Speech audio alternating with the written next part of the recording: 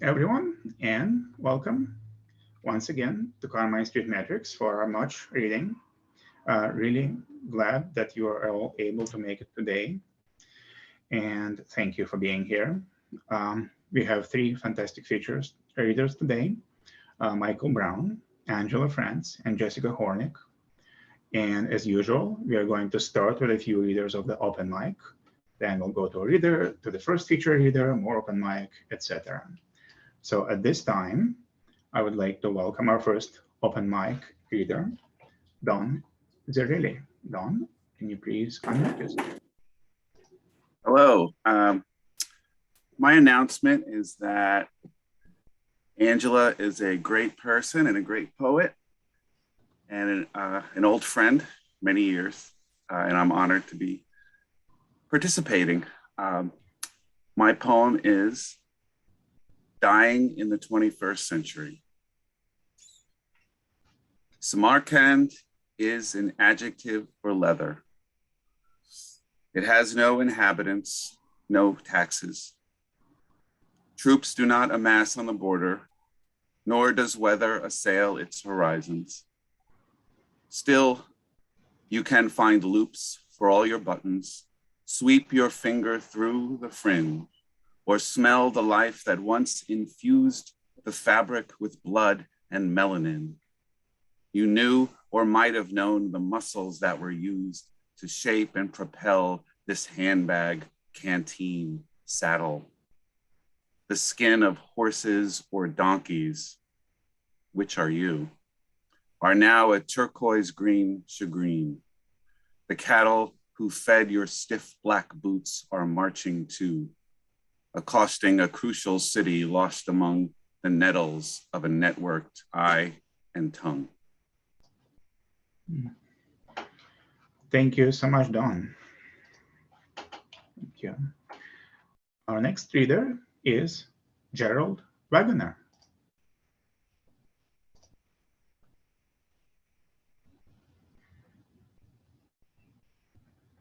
You unmute yourself. Myself. There we go. All right.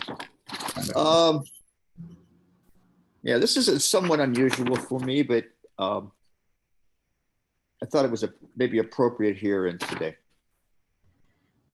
We are yoked to sorrow. Come, lie down beside me, Penelope. So many years at war and at sea.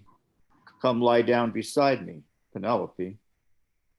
The suitors lay in bloody rows like the dead beneath Troy's towering walls, the halls scrubbed and purified as Athena's temple.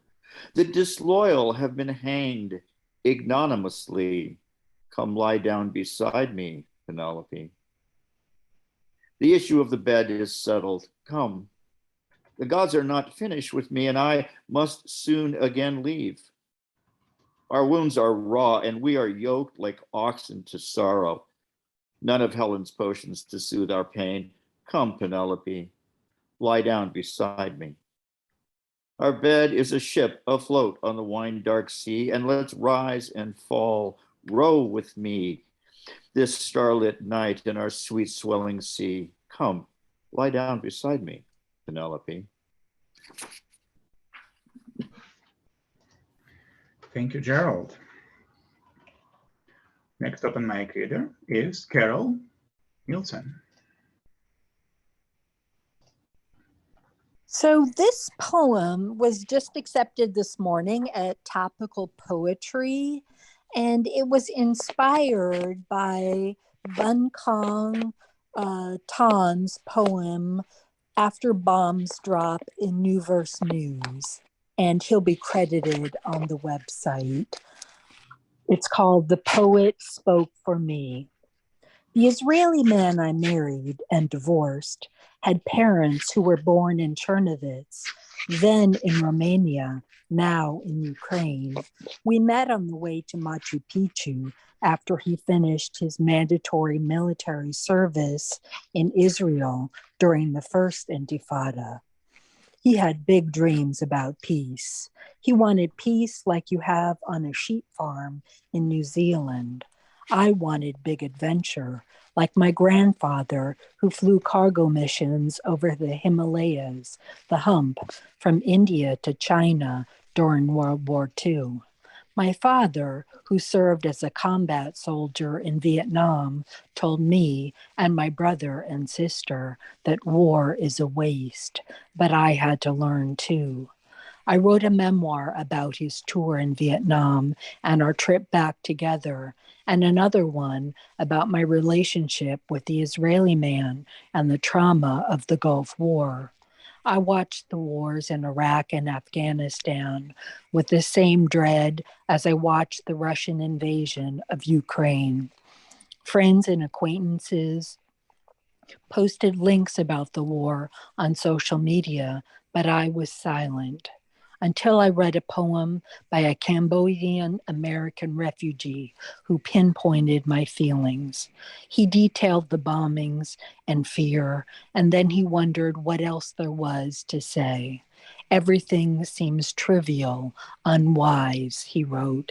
Exactly, I thought, and I shared his poem. Thank you. Thank you so much, Carol. Thank you for reading this. I have one more open mic reader before our first feature. And the next open mic reader is Robert Donohue. Welcome, Robert. Okay. Well, I mean, there's a lot going on in the news, but this one's called Let Baseball Players Make More Money Than Poets. We all are poets if our stars align, as much as baseball players. There's a verse along with the entire universe contained in us, discovered in its time. I've hit a double down the left field line, which showed, despite the way I now converse, I have a vein of ore to fill a purse that wasn't worth the effort to refine. I knew someone we thought of as a champ who made it all the way to training camp. Baseball, baseball, baseball was his demise, he told my mother, waiting for the bus. We are the sum of limitless supplies, left unexploited while inside of us. Thank you very much, Robert. It is now my pleasure to introduce our first feature reader, Michael Brown. Michael Brown Jr. is currently a student at Bard College, majoring in medieval studies and literature. He has won fellowships from the Brooklyn Poets and from Poetry by the Sea. His work has appeared in Beloit Poetry Journal, the Hopkins Review, Measure Review, and elsewhere. He currently works nights at a spooky gas station, doing his homework in between late night cleaning and tending to the occasional skeleton. Michael, welcome. Cool. Thank you, Anton, and thank you everybody who's written for it and who's going to read. I just have a few poems. The first one is called For My Uncle Bobby. I have prepared an elegy for you, Bobby, and one for Robert too. But having only met you as a child, a baby, I'm forced to make wild surmises about what it is I lost when you two died, but what it cost. Forgive me if I fumble your lives here. I'll try to be at least aware when telling the one story that I know, the one about you, Bobby. Though I wonder now if it was really Robert's life that I've confused for your own life. You both were twins, so people must have done that constantly. Now our lives run like those contorted sprinters in Dante, each struggling for their own way against the bodies they must break to claim the finish line. Though they will maim and milk the flesh they fled in violence, brushed perhaps the skin as if it brushed barbed wire, may hold it fragments of the flesh, delivering them in the mesh of the conjoined and broken flesh to air. Part of me thinks that that's my fear. I have prepared an elegy for you, but mostly for myself through you. And then this next one is called To Will Brown. It has an epigraph that was said by Henry Fonda, but the epigraph goes, it was the most horrendous sight I'd ever seen. My hands were wet and there were tears in my eyes. All I could think of was that young black man dangling at the end of a rope. The history on you is spare. Your name holds fame only because of what they did to you that night. I know that you were lame, rheumatic, came from Illinois amid a million others seeking work, a new life. What life did you leave before you went out west? Were you the youngest child? Were you a father with a child? Would that have meant? What can I say? The distance between us breaks my line of sight and renders me as blind as those who saw you, not as a man fear breaks, but as a symbol for their violence, blind, hoping perhaps to sublimate through your face, white as theirs in fear, the darkness of your final night. And then these next two poems don't have titles, but this is the first one. This is not faith, this waking up near dawn to wash my face and arms, to wipe my feet and head for prayer. Lord, what's this crawling out of bed, my limbs like lead amid a silence, all sound gone, the birds still sleep, my neighbors too in dreams, and nothing moving, saying that I am not dead, except my rising. Have I risen, fed on shadows that each crossing car beam sews or seams into a shape as something I can take for what the dawn will bring when all this night is shed? Lord, am I waiting for the birds to wed their voices to my own when I recite, to make my gasping throat and half-formed notes a whole? Yes, this is faith, I think. These moments you is shed, where you're no longer that guy craving bed, and you become that first bird in the dawn. You're whole. And then the second poem also does not. This one doesn't have a title. Alone you rose into the cave above your city, where the glows of torches' flames gave frame to voices calling out your names. Amin, Sadiq, the one appointed from above. You didn't yet hear the last one, though. You rose to Hira, where you went to pray alone. How many nights, beloved, did you put bone though clothed? How many nights, beloved, did you put bone though clothed to that cave floor in prayer's repose? Rasul, how many nights were you content outside the desert wind, the shuffling sand, and the cold stretch of moonlight on the empty land to seek God rather than demand? You bent in supplication when one night light blazed. Were you afraid above you like a tear in the still air? Rasul, did you feel fear when you were told in a tone that too blazed? Ikra, recite. You told him that you did not know how you, unlettered and no poet, could compose. He seized you. All the air around you, you felt close, and he released, repeating his demand. I do not know, and this repeated 2 more times, the air, the night itself, a vice around your frame. The light was blinding, engulfing you like day's flame. Then you, exhausted, what shall I recite? And then this last poem. How long do I have left, Anton? Like 4 or 5 minutes. You can read several poems if you'd like. Okay. I have this is like a dramatic monologue. It's like in the voice of the Elephant Man. And then this, it's a little long, so it'll be like the last. It'll be the last thing. It's called England of the Mind. Dear Miss Matern, many thanks indeed for the grouse in the book you kindly sent me. The grouse was splendid, and I have begun the book. It is enthralling. Have you read it? I've read it many times before. Each time feels like the first, so wondrous is it. Unfortunately, I was forced to give my only copy to my cousin as a gift. I say unfortunate, but our Lord knows it is a gift to share what gives us joy. And this book has given me so much joy that I am happy just to share the tale. It is the most fantastically told tale about a castaway, a gentleman named Robinson Crusoe, who finds himself deserted on a remote Carib isle. There he is met with many wondrous and dangerous elaborations of creation. I will not spoil the tale. Suffice to say, I am enjoying it tremendously. I must apologize that this brief note was sent so far from when you visited me. I have only recently returned from 3 holidays, the first of which was with the Lady Knightley at her Northampton estate, the name of which is Fawsley Park. I was meant to stay with an estate worker and his wife, but there were difficulties in arranging such, so I was kept most generously with the gamekeeper and his wife. They showed me much kindness. I was so very happy while I was there. It all reminded me of a poem that I'd read, with scenes the same as what I saw. There were trout darting just beneath the surfaces of streams and flowers bending boldly towards the sun.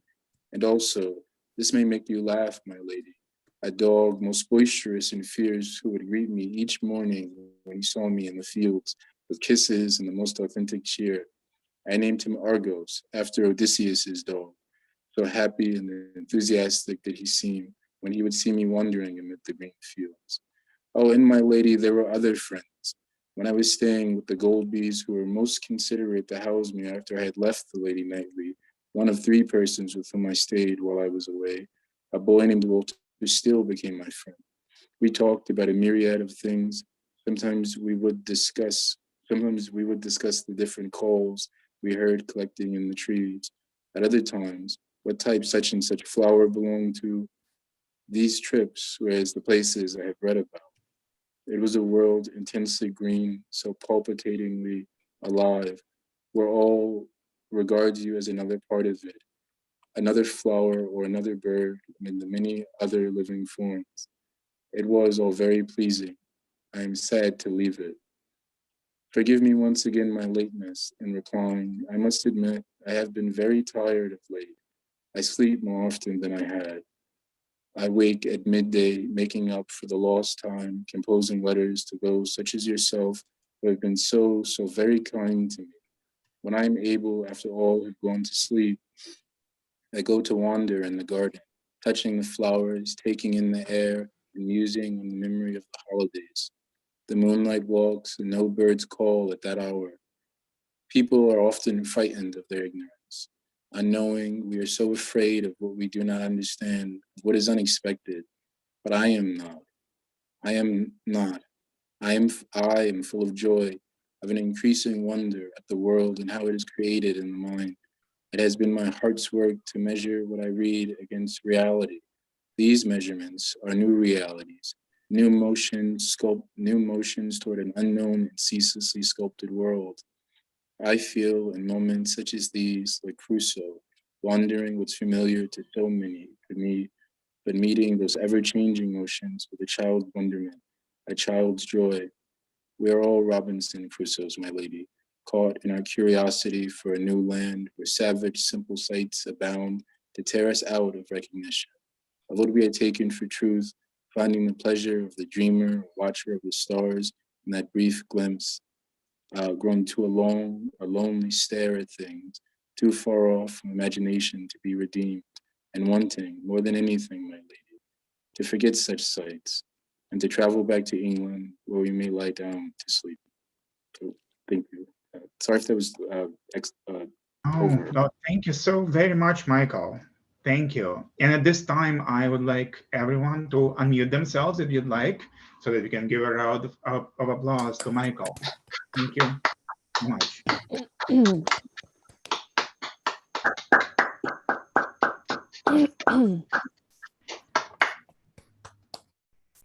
Thank you, everyone.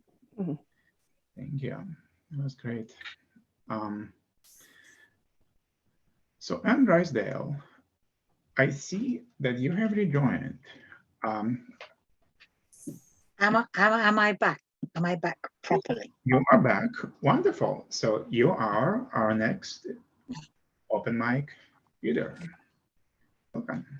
Right. Well, that was very weird what just happened. So I will read you a poem about weirdness. It's weirdness observed from a distance. You'll have to stand back with me and watch this extraordinary happening. What is she doing, the mad old bat? Down on her knees in the garden. in her busted boots and her happiness hat. She doesn't know and she doesn't care that the size of the arse sticking up in the air is shading so much of the garden. She pulls out a weed, the mad old bat, out of the face of the garden, and touches the wound and caresses it flat, while the wilted weed she will shush to sleep in the wormy warmth of the compost heap, till she offers it back to the garden. What is she up to, the mad old bat, as she struts stiff-kneed in the garden with her doodah dog and her galloping cat, spreading compost and scattering seed, so one may sprout and the other may feed in the windmill world, the garden? She's a cruel cartoon, is the mad old bat, as she talks to herself in the garden. What on earth is this? Good Lord, look at that. And she squats and she mutters and giggles out loud and informs her potatoes they're doing her proud. She creeps like a crone in the garden.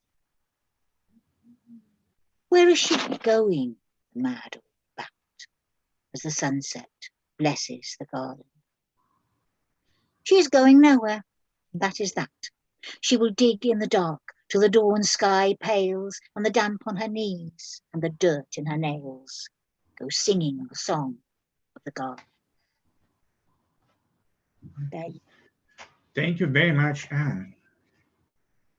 Wonderful, thank you. Our next reader is Rick Mullin. Rick, welcome. Hi. I'm going to try something here, or what I'm going to do is I'm going to put a link in the chat to an image, because the poem is about the image. I guess it's an impressive poem. So if you want to open that link and look at the image, that's fine. If not, that's fine too. The poem hopefully stands on its own. And just a real quick background, it is a painting that I did in which I stopped maybe 2 sessions before I thought I would, because I looked at it and I said, wait, it's done. And it brought me to this place I wasn't intending to go, which is always a fun thing. And I ended up writing a poem. Astor Place. So here we are, abandoned after all. The Cooper Union's cold incinerator nestles like a cannon in the clouds, its secondary harmonies converging into gray, aspiring to titanium. Our friends are working in remote locations, vaccinated, the inoculated city after all. We read about the war on sheets of ice, communicating care on silicon devices. Towers disappear in this vicinity. They always have. A quarter note once rose above the hole that runs uptown. It disappeared again. And here we are, abandoned after all, in twilight, a sketch from memory. Thanks. Thank you, Rick. Let me see if I can just quickly. Can everyone see the image? Trying to share the screen of the painting. Yes, we see it. Yes, I'm showing. Wonderful. Okay, so that is the image that goes with the poem. I'm gonna stop sharing now. Okay, our next open mic reader is Linda Stern. Hi, everyone. I'm going to read a poem that was just published in a little magazine the magazine is called Minion. The poem is called Chamber Music. It's a little known fact that the 3 daughters-in-law of Noah comprised a string trio. Even less well known is who was violin, viola, cello. But we can reckon on them hauling amid pairs of lions and lemurs the sturdy leather cases that held their instruments, strings, and bows, the scrolls of music on cypress rollers. More than that, we can picture them seated semicircle in their wooden-walled cabin, tuning the long strings on the short pegs. Further still, we may hear them playing the prescient forebears of David's harmonies to be preserved, along with two of every kind, in violet notes in the rainbowed air. Thank you. Thank you, Linda. And staying in the same screen, David Katz. Okay, this is a poem about Gerald Ford, who I hope some of you will remember as the 38th president of the United States, the guy who pardoned Richard Nixon. This is called A Prayer for Gerald Ford. The persistent phrase applied to Gerald Ford is that he never could chew gum and walk at the same time. I recall his great bald head ardently raised, the pages of his speech falling from his arm, his eyes aloft as if into the heavens, tripping forward on the first step while ascending toward the podium. I've always found this odd, since Ford had starred as a running back, a role requiring a sense of balance. Yet he was also known to stumble off the diet and address. I've always sympathized with Gerald Ford since I am cut from the same ungainly cloth. When I was young, transfixed by comic books, by baseball, poetry, and girls, I banged into walls, skinned my knees and tore my pants, bruised my skull on open cupboard doors, which to this day I've always failed to close.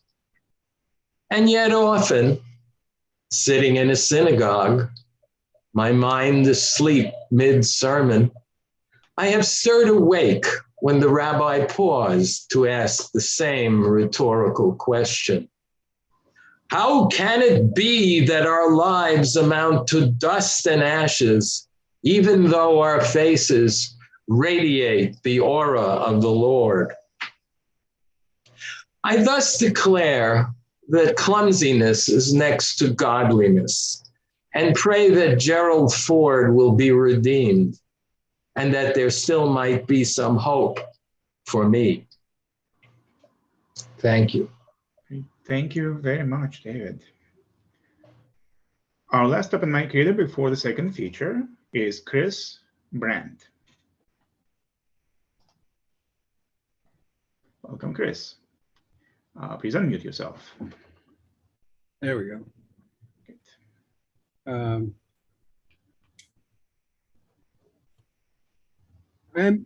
I have, partly as a result of Carmine Street metrics, become not quite obsessed, but eager to write at Villanelle. And this is the latest one that I have tried, an attempt. I won't call it a Villanelle, but it's an attempt.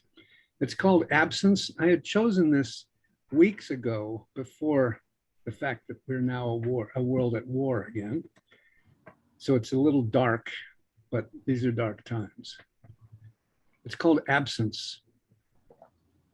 Their absence fills us more and more. The comrades who are no longer here have one by one slipped through the door. One lost his self in the roar of war, all direction gone. He lived in fear. Such absence fills us more and more. For some, life became a painful bore. Others faced the worst with love and cheer, but all alike slipped through the door.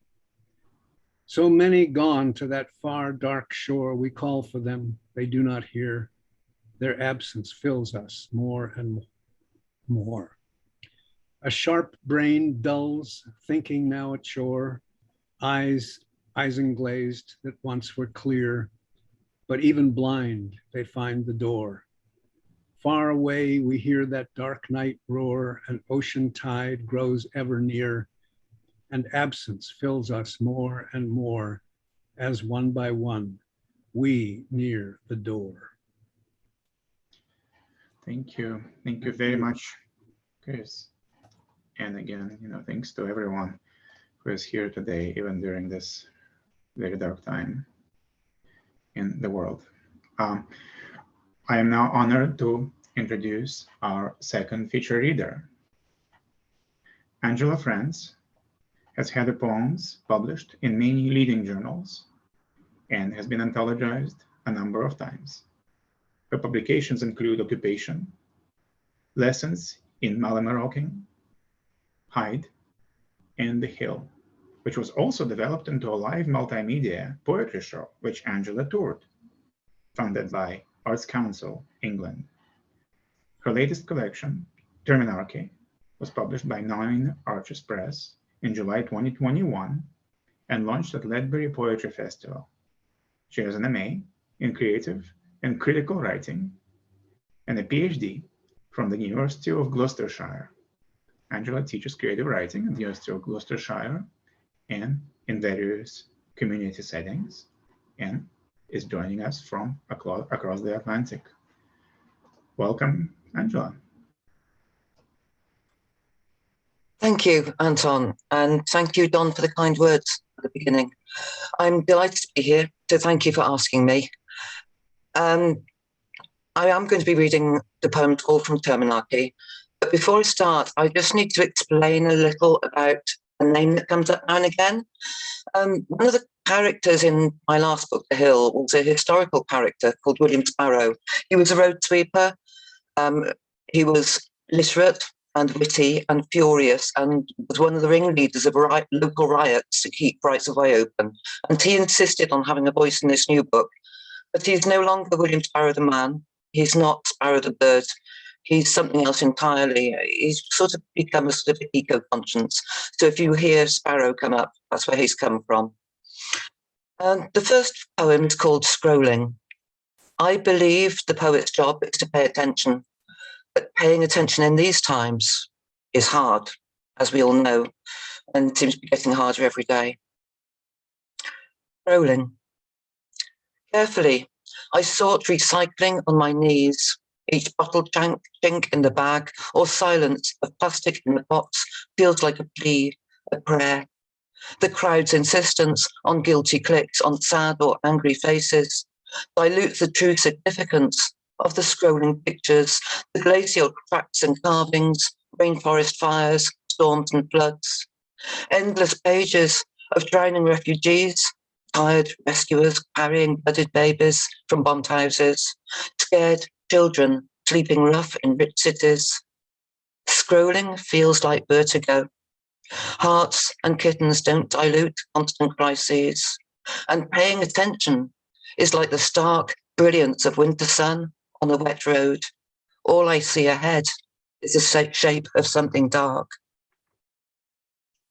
But paying attention can also bring small joys and consolations. And this particular small joy came about when I brought a bale of bark chippings back from the garden centre. Suddenly, a frog. An X sliced corner to corner, allowed wet bark to spill, separate into wedges, spread from a compact block to a glistening heap. The frog clambers up from the dark chippings, piano-fingered hands spread to grip bark as it shifts and slides, pauses on top of the pile. I can see its throat pulsing, perfect dots along sharp back ridges, cleanly banded legs in Halloween witch stockings. Suddenly, the taste of envy, to slip into stasis, to lie still in darkness, protected from unexpected upturning, the resulting bumps and bruises, to not know time passing, and to emerge unsullied, blinking at a new day. Perfect. The next poem is a response to Richard Wilbur's poem Junk. I'm sure many of you know it. It's written in Anglo-Saxon accentual syllabic meter. And in it, he imagines his neighbour's trash being remade somehow by Hephaestus and Wayland down at depth of diamonds into its constituent parts and being made whole again somehow. But when it was written in the 60s, we didn't know what a scourge plastic would be. We were quite enamoured of plastic in the 60s. There was a lot of it about. And hence the response to junk, also called junk, and in the same meter. The brook burbles its way down over boulders and gushes against great rocks to cascade and splash into the still pool where spray benefits a low bank of bluebells and cowslips. It is picture book pretty, a place to appreciate our gorgeous earth, to be grounded and grateful. But Sparrow is at my shoulder saying, look below, between molecules of clear water and minute beats we made of plastic and petroleum. And I know that under pebbles and sand will be cellophane and shattered picnic plates, crisp packets and playthings left behind or discarded. If it drops at the depth of diamonds, the hardening heat won't help, won't heal. There'll be no gems, no glitter from this garbage.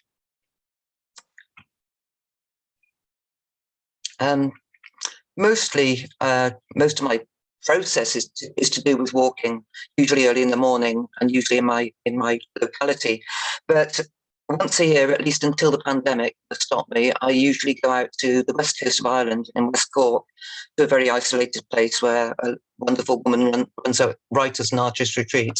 And this poem is set there because although it's very sparsely populated, I found the houses, the setting of the houses fascinating. Threshold. Every house has something of a whale at its entrance, bleached vertebrae, their jutting transverses arm-span wide, set at the wall's base, where long grass cords through their spaces, perched on the stone post as if about to fly, or carefully alcoved into the wall. A scapula buttresses a wall, a jawbone curves against stone, each whitened and cracked in alien air, and a weathered pair of ribs arc over a gate, lost promise of a heart cage. When the wind boomed through the lane and the sea bellows over rocks to bite the field edge, you could think the bones tremble and shift, yearn together to take their old places, a spine, a shoulder, the suggestion of a tail fluke in the bending trees. Going to read two more poems. This one is about a dog. It's not my current dog. It's the previous one, who I lost a few years ago. Except, of course, it's not really about a dog. Wild Seed. A song playing on the radio starts the dog howling. He lifts his muzzle to the ceiling and makes that shape with his mouth you see no other time, as if only the sustained baroo of his howl can speak to whatever it is, what tone, what note can reach deep into his core and pull out this ancestral cry. You laugh, and the dog wags his tail as he howls, but amusement only disguises the itch inside. To know what he hears, what old demand draws this from him, what longing. You want to feel it, the imperative bred in the bone blood seeded. You want to be driven to run through the woods uncaring of hawthorn's rip or nettle sting. You want to grow old and mad, to scare children with your nocturnal walks and sly curses. You want to be antisocial, to answer an irresistible demand to squat naked on the grass and straighten your open throat, to throw a wordless challenge to the distance.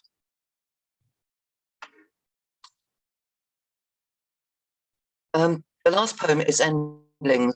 There are two words that both mean the last of any species. One of them is terminarch and the other is endling. And terminarch became the title after somebody else took endlings, which I was very peeved about, but that's the way it goes. And I wondered, we're used to talking about patriarchy, monarchy, oligarchy, and I wondered if it's time we thought about whether we are heading into terminarchy. When I was researching the creatures that have recently become extinct for this poem, there are just some wonderful names that I couldn't fit them in the poem, but hope to one day, such things as the gloomy tube-nosed bat, which I've got to use one day. It didn't make it into this poem. The basic need for all creatures is to reproduce. That is the strongest drive and the basic need of everything. And if one is an endling or a terminarch, what a horror to think of creatures constantly looking for that mate, that to fulfill that need, knowing that they will never find it, or that we know they will never find it. Endlings drift over the earth, gather in loose clusters, their calls echo and cease. Predators ignore their prey, run together, scan and scent the ground on hill and heath in widening circles until resigned, they lay down alone. The thylacine doesn't try. He's released both need and drive, has given up and found a place to lie still as he blurs and fades, to become just a shadow on the ground. On the branch above, the passenger pigeon waits, her claws no longer able to uncurl, tree bark patterning feathers as if braided in mist. Tattered butterflies whirl between leaves, don't settle or rest. Ignored by the birds, the laughing owl, the forest thrush, circle the sky, possessed by an older, greater need, and scarred by hope, until exhaustion brings peace in death. A Barbary lion calls in the hills unmarked, and sparrow weeps for the want of an ark. Thank you. Wow. Thank you so very much, Angela. Can everyone please unmute yourselves so we can give a round of applause to Angela for reading.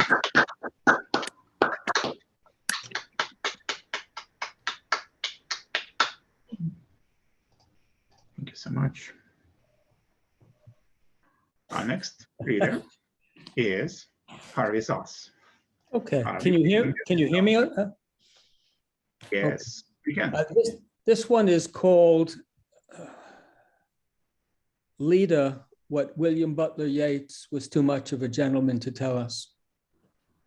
It being accepted wisdom in households of the Peloponnese, passed down by word of mouth from mothers to daughters, that it isn't rape when a god does it, whether through flattery or by forcing non-metamorphic flesh to accommodate some flighty Olympian's scuzz runs, and with no higher court to appeal to than voyeuristic Olympus, Laconian Leda made the best of it.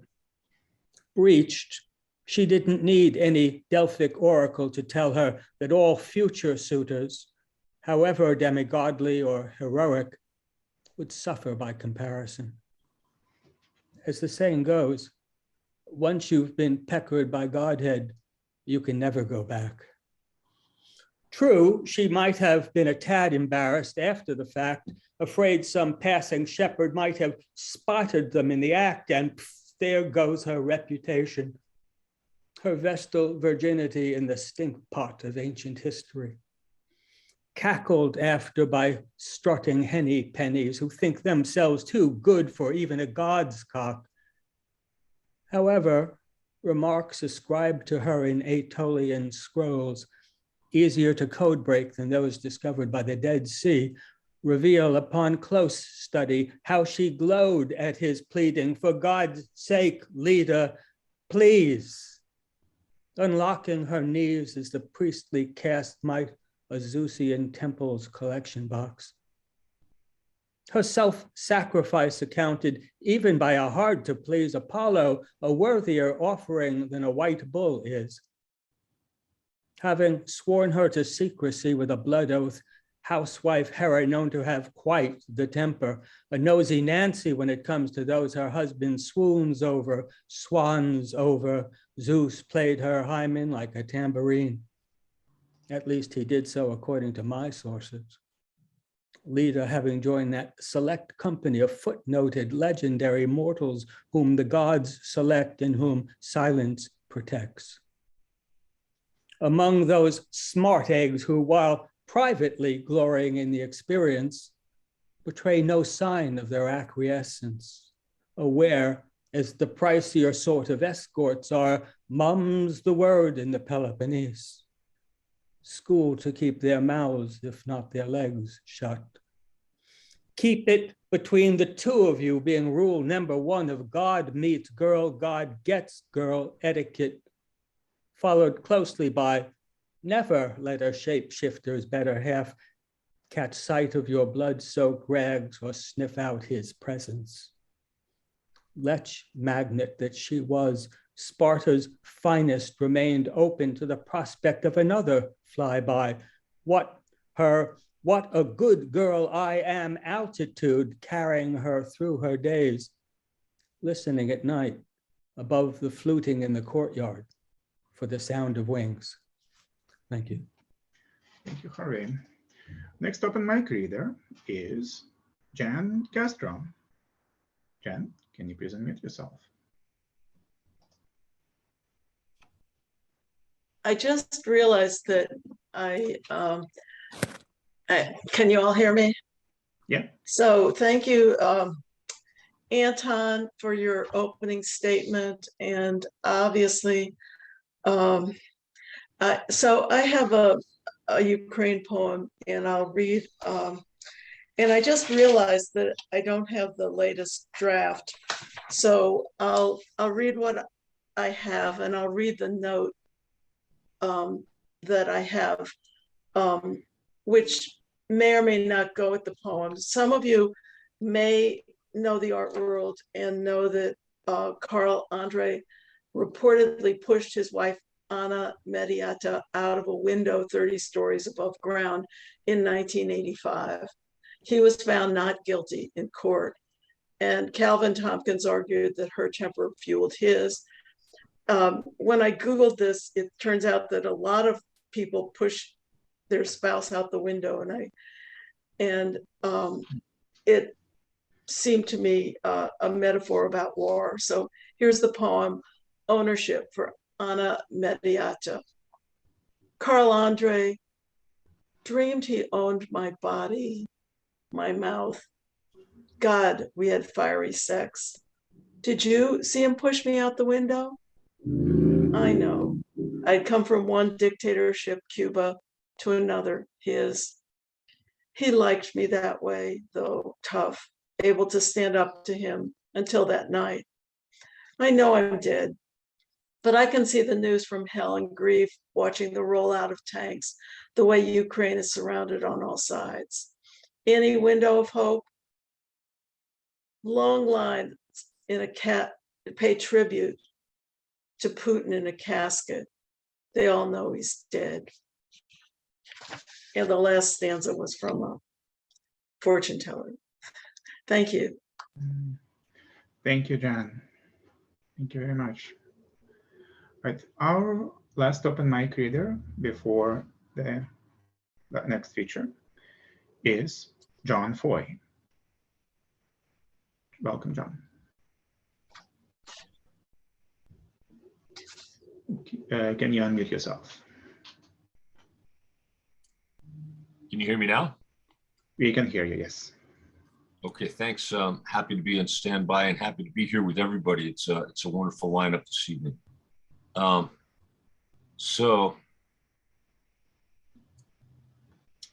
This is a poem. It's called Mariana, which is a small town in Minas Gerais, Brazil. Somehow the dog had died, laid out on its side, casually in the gutter of a dusty street in Mariana. It might have starved to death, bloated about the stomach as it was. But judging from the boys and men crowded with sticks and bicycles around the curiosity. This dog had met its death by some surprise, hit by a car likely that sped away. They all just stood there, waiting for the master to arrive and see his dirt-colored dog in the dirt, its mouth open ridiculously. Thank you. Thank you so much, John. Right, at this time, I will introduce our last feature reader for today. Jessica Hornik is the author of A Door on the River from Chatwin Books 2018. Her poems have appeared in the New Criterion, The Atlantic, Poetry, Times Literary Supplement, including as featured TLS Poem of the Week, the Yale Review, Modern Age, National Review, and many other publications. Her collaborations with composer Joseph Holman resulted in several song cycles, including 3 poems of Jessica Hornik, recorded by Inscape Chamber Orchestra, and Raving Beauty, commissioned by and premiered at Philadelphia's Rosenbach Museum. Mother of 2 grown sons, she lives with her husband in the Mohawk River hamlet of Al Plaza, New York. Welcome, Jessica. Thank you for being with us. Thank you so much, Anton. Thank you for hosting this. Thank you for inviting me. Thank you to everyone. Thank you to Michael and Angela. It's wonderful to hear your poetry, and all of you. I'm going to start with a few poems from my book and then bravely go on to newer ones. August. Sighing as I go, exhaling summer's heat, I'm done introducing the goldenrod to the roadside society of asters, my final act.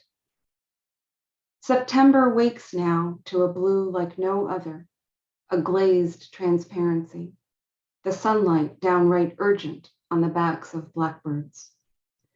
The river sparkles hard, as though an unglimpsed immortality pressed up from below, as though.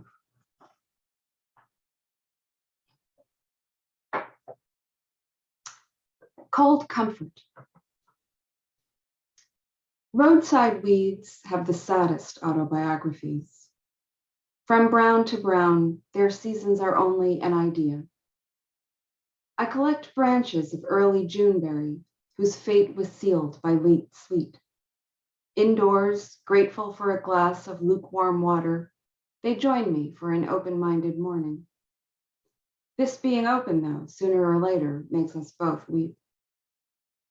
For the hills, populated by a hardy tribe of northern trees, have piled my intentions up into the clouds.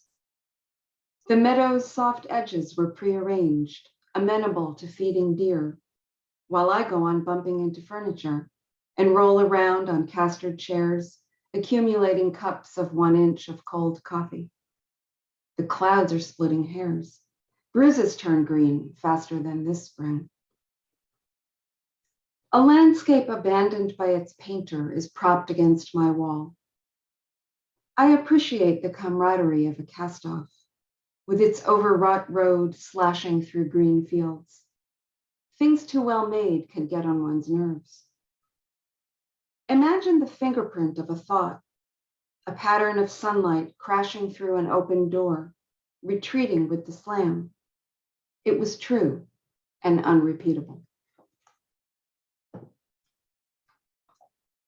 This is a poem about bird watching, so I thought I would give you a roll of the credits. Poem contains herons, coots, an egret, grebes, gulls, plovers, a willet, cormorants, yellow-headed blackbirds, and a cameo appearance by fish.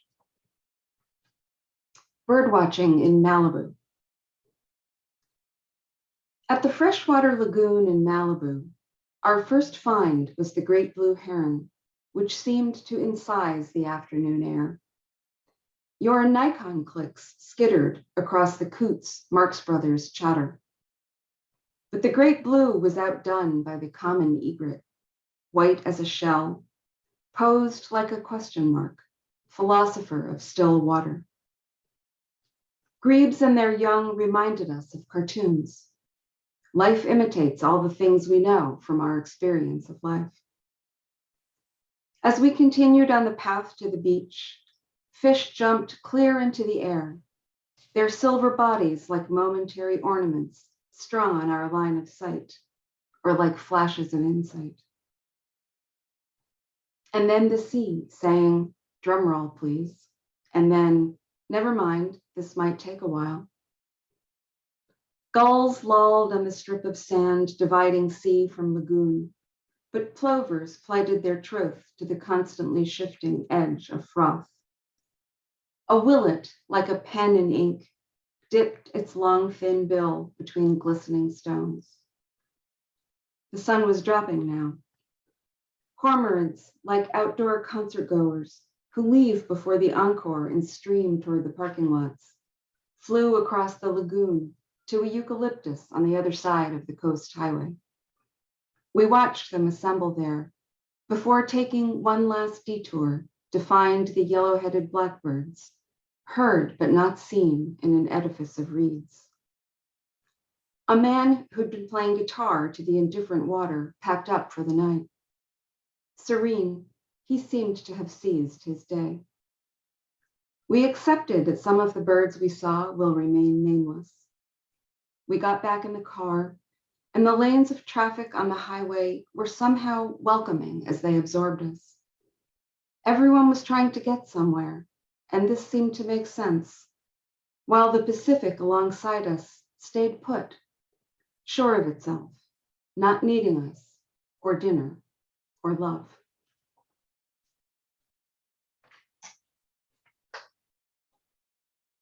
Spring snow.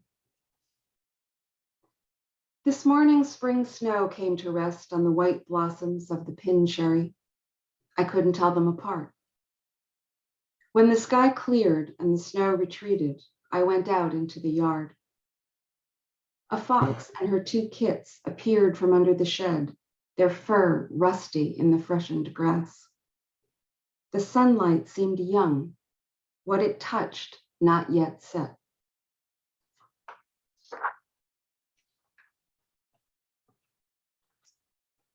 This is a poem about a ferry ride, and it made me think of the wonderful Edna St. Vincent Millay poem about riding the Staten Island ferry called Recuerdo. This poem is a ferry on the opposite side of the country, and I called it Recuerdo January. While he talked of new love, the ifs of his life restored after illness, and sipped a coffee and checked for texts, she watched the water's aluminum sheen ribbon toward the island shore, cormorants dipping like ladles and surfacing with a pop she could see but not hear from inside the ferry's enclosure. When they got closer, she looked into windows of houses built for water views, drawing the measured portions of the lives they held into her own sense of things, as though understanding had physical volume. Coming up from the ferry among the locals and other tourists, they soon found the town something short of quaint, the shops and banks and bakeries pretty much like anywhere, the one bookstore with only bestsellers on display. Old friends hoping for a new experience, they chose a restaurant on a marina and sat side by side rather than across, so each would get the same helping of the view. The masts unmoving in the still of an overcast afternoon, a few lights faintly signaling, or so it seemed, among the pines on the hillside, a heron making its way in a muddy inlet. Walking back to the ferry in the evening chill, they knew they'd never have reason enough to return to this place, which made the leaving as sad as a paradise gained and lost in the space of 2 hours. that dessert they'd shared and savored and kept talking about as the ferry pulled away, the best ever. Even that wouldn't bring them back. It was already a small joy preserved, purely remembered, sharper for being singular. The golden pastry like cupped hands, the ice cream melting into the blackberries, like the ferry's wake into the darkening sound.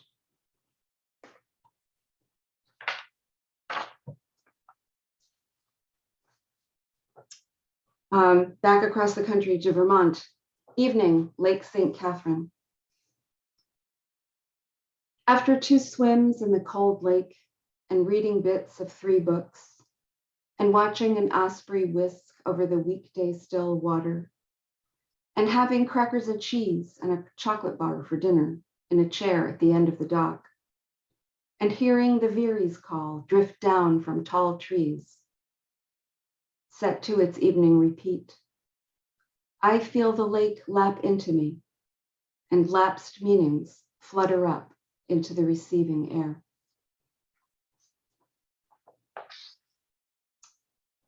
This is a poem about a flower that is unloved. Coltsfoot. The coltsfoot is in bloom, are words no one has ever been moved to say. Poking up its fringed face along the wasted roadside, through dead leaves grayed with winter. Coltsfoot doesn't ask to be looked at. Yet here you are, waylaid by what seems a stunted, oddly early dandelion. Its dullness is a kind of dogma. You can rely on it. It won't tear you up on the inside with some unnameable beauty. Like a nothing special sunset when the light just goes.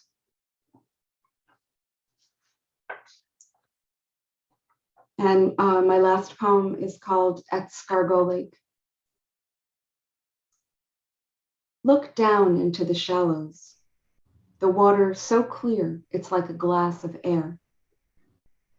If memories are just what you see inside your own mind, what exactly is your life? A kingfisher flies by at eye level like a line drive. Its crackling cry snapping like a flag in a stiff breeze. See if you can attach yourself to its freedom. Thank you. Thank you so very much, Jessica. Could everyone please unmute themselves and so we can applaud and thank Jessica for a Very wonderful. Thank you. Love words and poems. Yeah, and really another round of applause for all of our readers, for Jessica, Angela, and Michael. Thank you. This was wonderful. All of you. And thanks to all the open mic participants as well.